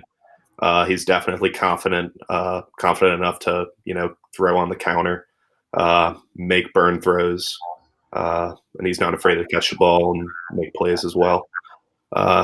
Andrew Kerr is a name that we haven't even talked about yet. And I mean, he knows the game of dodgeball, I think, better than anyone else within the league. I mean, he's coming up with different strategies every single night. And, even while he's losing maybe a little bit of arm velocity just from, just constantly throwing, it's his 5th year of playing. He's catching the ball better than he ever has, and he just keeps learning every single day. So he's going to be a huge player going down the stretch as well. Mm-hmm. Yeah, I think the reason I didn't mention his name is because I was hoping he would have graduated by now, but that's neither here nor there. I've already given him crap about it. One more year, 5th year. Yeah, so graduate. Just to on a little bit of a lighter topic, what are some of the other guys who graduated from last year's team up to? So obviously you're here helping coach out the team. What about Watt, KJ, those guys? Froze for a second. Oh crap! So we see him moving, but all right, I got you now. Okay. Cool. Connection's back. All right. So what I was asking was on a little bit of a lighter note. Obviously, you're here still coaching the team. What are some of the other guys up to, like Watt, KJ, Tyler Schmitz? What are those guys doing right now? Yeah, Watt's back in, his hometown. He's got a job. He's playing semi-professional softball, and I think he went to like the World Championships. If that's surprising to anybody. Tyler, a lot of the guys are basically just back, just working jobs, and a lot of them came to the home tournament, to the alumni game. It was a good chance to connect with everyone. David is still at Towson, so he's still eligible to play. But I think his arm is just giving him too much hassle. So unfortunately, he cannot play, and that would be a huge addition if he were to somehow find it in his heart to come back one more nationals. But I understand he's got just a completely battered throwing arm, that is. Gotcha. All right. You didn't mention KJ. What's he up to? Just working too? Yeah. I think him and I are up in Towson more often than some of the other guys. Him and I are pretty close together, living-wise. So I think he's the one I probably see most. Gotcha. So you're, for those who don't know, you're also a Chelsea fan. Chelsea is a soccer team, plays in the English Premier League, or as they call it, football, or as I call it, communist kickball, whichever you prefer. Hate to hear that. I'm just teasing. I enjoy soccer. But you guys got Bayern in the first leg of your Champions League round of 16 match. How many goals are you guys going to concede? Clean sheet tomorrow. 0-0 game. Oh. With Kepa? You sure about that? I think you mean Willie Caballero. All right. I'm just teasing you. But in all honesty, I think you guys probably lose 3-0. We'll see. Gonna be a good game. At home. Is it at Chelsea or is it Bayern? Yep. At Stamford Bridge. We're in good shape. Okay. We're buzzing after the win at the weekend. You've been to Stamford Bridge, right? Yes. Amazing. Yeah, Inside I went to the locker room, on the field, on the bench. Amazing. That's awesome. Yeah, I went to England this past summer. I had a chance to go watch West Ham and Man City play, and the Olympic Park. Yeah. What's up? London Stadium. Yeah, the Olympic Park that they have there is it's beautiful. Absolutely. And the passion from the fans is like definitely recognized. It was the opening weekend too, so it was the very first game of the season. Man City dogged them. It was 5-0. Yeah. Kind of hilarious, but yeah, good stuff. So back to more like dodgeball related notes. You guys right now sitting at number 2 as like the number 2 team in the country, and you're pretty comfortably there from the rest of your counterparts. You mentioned trying to play some more games to, try and get back into, get more experience for some of your guys and, get back into the swing of things. If you guys, let's just say that you hold on to like the number 2 seed right now. What matchups are you like most looking forward to at nationals? I guess that's the best way of putting it. Yeah, I mean, just looking at it now, I love the spot where we're at right now. I think Ohio at 3 would be a really good semifinal game. Even if JMU slips into that 3 spot, I think that would probably be one of the best national semifinal games in the history of the league. I don't believe we've ever played JMU on Sunday at nationals, so that would be an incredible game. That's not true. You guys actually did play them. It was Nationals 2015, but that was before you were on the team, so I don't fault you for that. After we beat Ohio State, we played JMU. Yeah. Okay. But I don't fault you for that because you weren't on the team then. I don't think we've beaten them at that point yet either. No. So that doesn't count. That's out the window. Okay. That's the pre-Sporer era of Towson dodgeball. I respect that. All right. Actually, on like a similar note, if you were picking like a Towson all-time like overtime team, so top 6 players in Towson history, who are you throwing in there? Oh, this is gonna be good. Let's see. You got to put Jordan Watt in there. Jordan Watt is easily the leader of the overtime 6. if I would put Jordan Watt against any 6 in Towson history, and I think Jordan Watt might win. That's how good he is.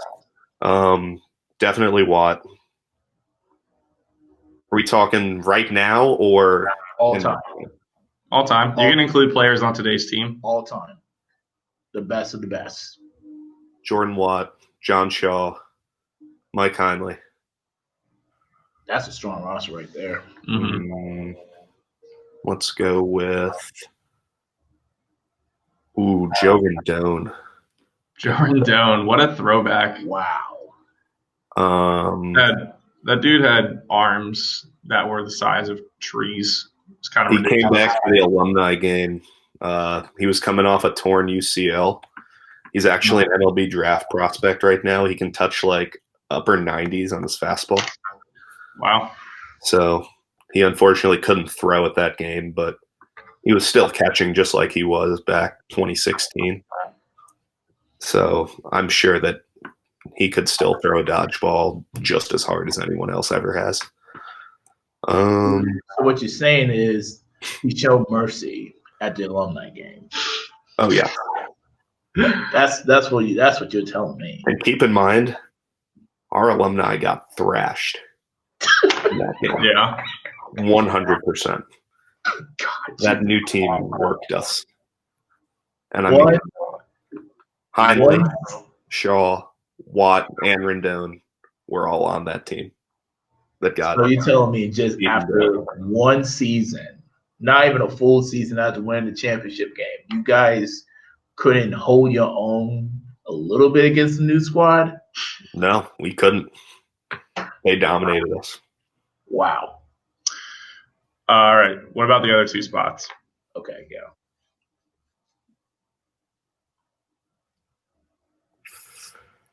I feel like I'm going to make a lot of people mad no matter what I say. That's fair. Probably. Let's go with trying to think of this kid's name. I don't know him personally, but I've heard stories of him. Let's go with Joe Keys. That guy. Oh my God. I know exactly who you're talking about. Joe Turbin. And let's go with Joe Turbin was Jordan Watt before Jordan Watt was Jordan Watt. That guy was. need someone on there. I feel like I want to put Jeff Hayden on there. You would probably make more people mad by saying Jeff than saying Joe. Because I'm snubbing people saying that Jeff Hayden. But, I mean, you saw the way he played this one. He was literally running backwards, turned around for a half second, then caught a ball. You know what? Can't find a line. Can't find. That kid is probably, in my humble opinion, probably the best catcher on the East Coast right now. Yeah. And it's not even close. Some of his catches. Powder on JMU was extremely good at catching the ball. Yeah, 87 from JMU. That guy is a problem. I mean, if you single throw him, like you might as well just walk to the bench. A lot of shrugs on film watching us throw at him time after time. Yeah.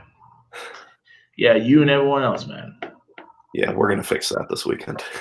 Yeah, at least put 3 on him. Not Yeah. 2, at least 3. That would be my recommendation. All right. I don't have many other questions for you. It's good getting a chance to catch up with you. I'll probably see you next weekend as well. Best of luck. All right, man? Thanks, guys. Go Tigers. All right. See ya. How do I get out of this? You just leave the Do I just room. X out of it? Yeah. Just Just leave. Oh, get leave out. room. That's right. Just leave the room. Yeah. Deuces. There you go. Oh my God. The only person to not figure it out. The only person. I'm so done right now. All right. So we only have one other person left on the schedule. That's going to be Brett Liming. Probably hold off. Let's take a little bit of a break. Yeah. And then we'll tune back in. So, Yeah. boy. All right. All right. So we got our last guest of the day, Brett Liming from University of Cincinnati Dodgeball Club. Also our October 2019 Baller of the Month. And we're just going to have him talk a little bit about the ODC, get his thoughts on the events, how Cincinnati did, and what's next for the team. So, like I said, in that order, give me your overall thoughts on the Ohio Dodgeball Cup. Overall, it was a very exciting tournament. I thought that there was a lot of things that went unexpected, and a lot of things that definitely were expected.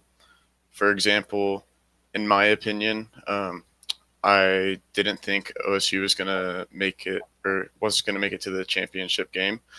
I knew because we started our day playing OSU and we knew it was going to be a tough matchup. I knew that most likely OSU was going to come out on top, and we knew they were going to play Miami. I knew that the last time Miami and OSU played, they went to overtime. Actually, the past 2 times they went to overtime, and Miami and OSU have now split the games. Overtime for Miami and OSU was a nail biter the entire time. We just finished our last game against Kent State at the time, and we just heard that OSU and Miami were in overtime, so we went over there to watch, and the entire time it was back and forth, and then eventually it got down to Dom on Miami versus Palumbo and someone else on OSU, and it was just back and forth. OSU had a big balls over to Miami, and so Dom got a couple free shots, and then eventually there was another balls over that gave OSU all the balls that resulted in a team throw where Dom was able to dodge one and then eventually got hit by the other. So overall, the matches that I saw were all insane. And then on the other side of the bracket, we lost to OSU, then BG lost to Akron. Sorry. Akron lost to BG. Yeah, my bad. Was it 4-1, 4-0? It was 4-0. It was 4-0, yeah. So that to me was a big surprise because Akron going into this tournament, they were missing a couple people from what I heard at the Bearcat Bonanza, and going into this, we knew that we were likely to play either Akron or BG, depending on how things went, because Akron was able to beat BG. So we assumed that it was a toss-up between that. Again, from what I heard, because we were playing OSU at the same time, Akron wasn't playing their very best game. They were lackadaisical off the rush, only getting 3, maybe 4 balls off the rush, leading Jacob Weber he came up to us and said he twisted his ankle in the middle of the game because he was forced to run for a middle ball to try to fight to get ball control off of the rush. And so essentially things weren't going Akron's way. Jacob said that they were just playing lackadaisical, weren't playing their game plan that they had. So one thing led to another, and BG came out on top there. So for OU's first game of the day, they played BG right after BG played Akron. Wait a minute. Is that right? No. Ohio played BG after a 1 break. And so UC ended up reffing. And it was a closer matchup in the beginning. I think either OU got up 2-0 and then BG brought it back in the second half, and I thought they were going to come back and fight hard. They came back strong in the second half for sure, but then eventually were worn out by OU's dominant offense. Gotcha. So probably wanting to know about the big championship match, right? Sure, why not? So in the beginning, you could definitely tell that during the first point, it was definitely OU was in control. That point took 6 minutes for them to get the first point. At this point, we were like, this isn't looking very good for OSU. Like, so I was just hoping OSU would come back and fight hard, and they came back and ended up getting their first point within like 4 minutes. So it was the first 2 points were really, really quick. So Colby and I were on the sideline reffing, and we're like, this might be like a 4-3, 4-4 game at the end of regulation if things keep going at this pace. But eventually it did slow down, and if I'm not mistaken, OU ends up getting a point with 4:15 left or something like that in the first half. It was a very back and forth point, but overall, you could tell OU was in control for that point. Then then they go into halftime 2-1, and then after halftime, I'm not sure who gets the first point. I want to say it was OSU. I'm pretty sure OSU gets the first point of the second half because they're very strong in the second half, and they came out with a lot of aggression, and I'm pretty sure they hit 2 people off of the rush to start the half, and so that immediately gave them a man advantage, and they were able to get one of those balls back off of the rush, giving them I think 6 balls, 6-4. So they got ball control, and they just took over for that point. It was a decently long point. I want to say 7 or 8 minutes. And so then it was tied 2-2 at this point. Then we get to the so we're at about 16, 17 minutes in the half. And so OU comes out very strong, and they wasted a little bit of time, but they were playing very strong and aggressive, and eventually got their third point. And then there was like 6 or 7 minutes left. There's a lot of in this 6 and 7 minutes, there was a lot of stuff happening. They were playing very aggressive when they didn't need to at times, as far as trying to not waste the clock and just trying to play how they always play. And I am mistaken. OSU did have 2 timeouts going into this point. So OSU called a timeout after things got. I'm not too. So You're good, man. it all gets boggled up. But they end up calling a timeout, I think, early in the point.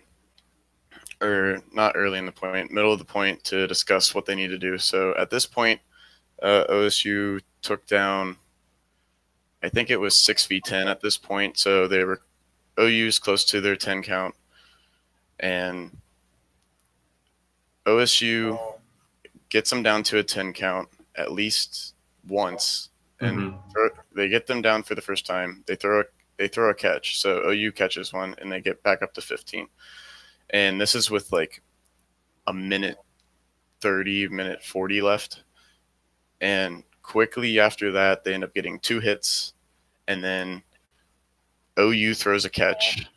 So they're down to 3 players. Then I don't know what happened. I know Noah got hit, and someone else either threw a catch or got hit. And then next thing you know, there's 20 seconds left, and there's 1 person left on OU's team versus, I want to say, 6 or 7 OSU players. But the thing is, OSU only has 2 balls.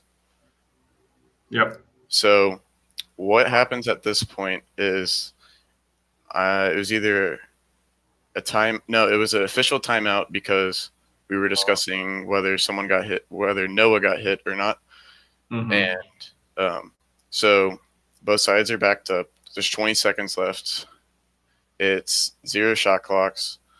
And so I want to say it was for OSU, the people who had the ball was Palumbo and because at this point, Dylan and Ben, OSU's captains, are both out. And I know Palumbo had a ball, and then I don't know the other guy's name. And so with 20 seconds left, OSU charges the front line. One person suicides and hits him, but Noah called a timeout just before they went to throw. Uh-huh. So that's what's so 4 seconds ran off the clock, and so then we go back. So OSU has 2 balls, OU has 8 balls. They have to make a throw within 6 seconds in order for them to be good. So they have to make 2 throws essentially within the time, and OSU has to try to get one out. And basically, it looked like they changed up their game plan from going for the suicide right off the bat. So they went ahead and teamed through, and then they had 1 ball left, and he went for the suicide and just missed left of him. And that was game. So it was a very up and down match. Like at any point, either team could have caught right back into it. There is one point that I think there was a total of 6 or 7 catches on each side combined. So everyone was catching, but there's still a ton of outs. And it was just a crazy matchup for a championship. It was a great championship matchup for sure. Mm-hmm. Definitely sounds like it. Kind of switching gears a little bit to make you feel a little bit more selfish and talking about your team. You guys went 2-1 on the day. You mentioned games against Ohio State, Akron, and Kent. Talk about what went well for you guys. Okay, so first off, I'm going to preface with the score for OSU's game really doesn't tell how it actually went. UC was in every point, but we got them down to a 10 count. I know at least 2 of those points. So we were in every point. There was no point where we were out of it. But the thing is with OSU that they do extremely well is they see like we're getting high up in our shot clock and we're gonna have to make a crucial throw. We're gonna throw long, and then they always look for those long throws, and they will drop their balls instantly and catch them. With a young team, we talked about it in our film session that they were going to do this, but with our young team, kids make mistakes. We got a bunch of freshmen and sophomores on the team. We're going to make mistakes. There was some points where we were in it. We were up 7-5 or something like that, 8-5, and we throw 2 catches, and next thing you know, we're on a 10 count, and they have 7 guys, and their team, they have 6 or 7 balls, and their team throwing on us. So that with OSU, it was a very good learning experience for us as far as we knew what we needed to do. We did a decent job working on it. We just needed to go back and perfect those minor mistakes that did end up costing us. But with a young team, what can you expect? I mean, that was our 1 year, anniversary as being an official NCDA team. We went into the tournament last year with 10 players. We went to nationals with 8 players last year. We go into ODC this year with a total of 18 players. So a full roster going into it, I cannot complain. It's definitely a lot better than having 8 or 10 players on the court. But overall, against OSU, I think we played pretty well. but by the time we're down 3-0, we're kind of distraught. We're looking down, but Mhm. we did our best. We played very well for our young club, and I couldn't be prouder. OSU ended up going to the championship match, so like they're clearly not a team to be taken lightly. So I'm very proud on how we performed. Then UC versus Akron. Akron came out strong in the first half, and we really weren't executing our game plan strategy. Like I said, Jacob Weber ended up twisting his ankle against BGSU, Mhm. and that we knew that going into this game, and we for some reason decided to not ignore him because he wasn't very mobile this match, and he just kind of sat in his corner, and he wasn't in charge of throwing because he couldn't really move up as quick as he could. Um, Mhm. we were just making in the first half. We were making very dumb plays. We were playing very selfish dodgeball, and we really weren't communicating as a team. We were very lackluster on our communication and team throwing, and we were lost ball control very quickly in the first half. Mhm. And eventually, they were up 2-0, and I think there was 8 minutes left, and we end up going to get the. So 8 minutes left, we come off very strong, and we end up getting them down to one player with a little less than 4 minutes left, and they call a timeout, and they put Jacob Weber in because he ended up setting the point to get some water or Mhm. Gatorade and rest because he was injured, and we absolutely um, crap the bed in the nicest way to say it. I'm So sure your coach would say other words. yes, very much so. And we we came out very too aggressive. We were trying to push our tempo for some reason with only one player on the court, and we're trying to play very quick and solo throw Mhm. at Jacob Weber, which anyone in this league should know that you should not solo throw at Jacob Weber. Mhm. So, um, saying that, we ended up not getting a point in the first half, but we took our game plan that we developed in that last point, or not last point, the last match or point game, whatever, that ended Mhm. up not resulting in a point. And we took that into the second half, and we absolutely executed it flawlessly. Um, at one point, I mean, we played very well our second half. We were a lot more. I don't want to say that we had like jitters or we were overconfident. It felt like it was both. Like we were overconfident because we beat them 5-2 at OU, but we had jitters because that we were down 2-0. Mhm. So we came out very strong. We figured out what we actually needed to do, and we executed it very very well. Um, we ended up taking two relatively easy points, and then ended up getting our final point against them with I want to say like a minute left in the game. So it ended up beating them in regulation, very clutch. But the biggest thing I want to shout out is we had two freshmen that this was their second tournaments. Uh, if only I could remember their names. Um, Wow, forgetting your own teammates' it's names. Jacob Barrett and Matt Ski. Um, they they um, they have very very good arms. One Mhm. is also playing club baseball, and he is skipping a tournament for us to go play at War. So at a kid, and Nice. so Love to see it. yeah, and we are.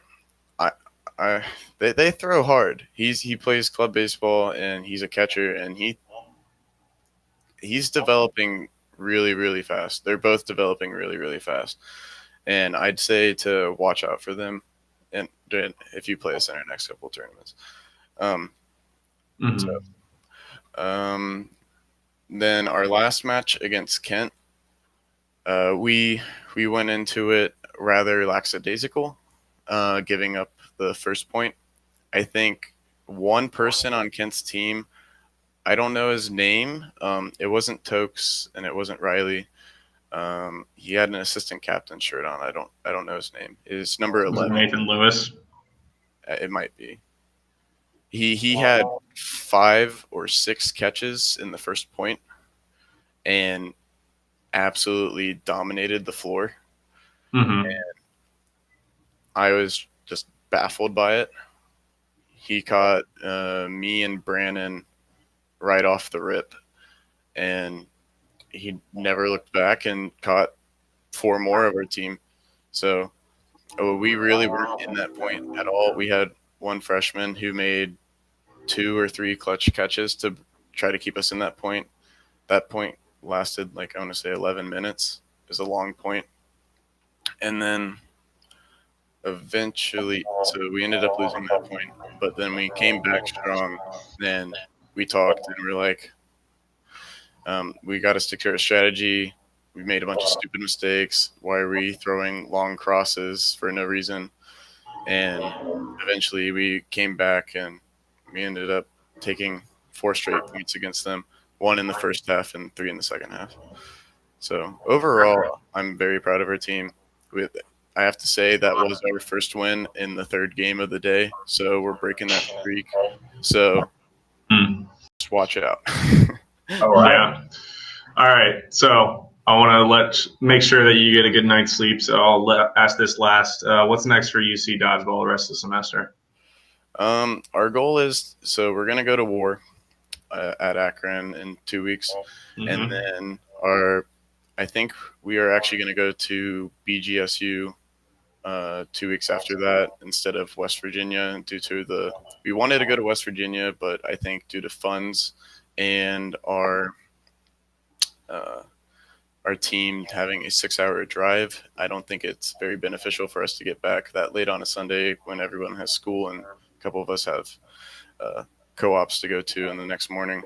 So I think it's better for us to play Saturday instead of Sunday.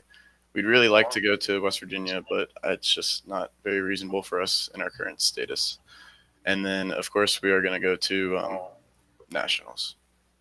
All right. So we're looking to keep moving up. We've moved up the past 2 tournaments. We're looking to continue moving up and we're definitely making people look at us like we're not that team we were last year with only 8 kids. And we're definitely moving up from here. So awesome stuff, man. Well, it's great to hear from you, Brett, and best of luck with the rest of the season.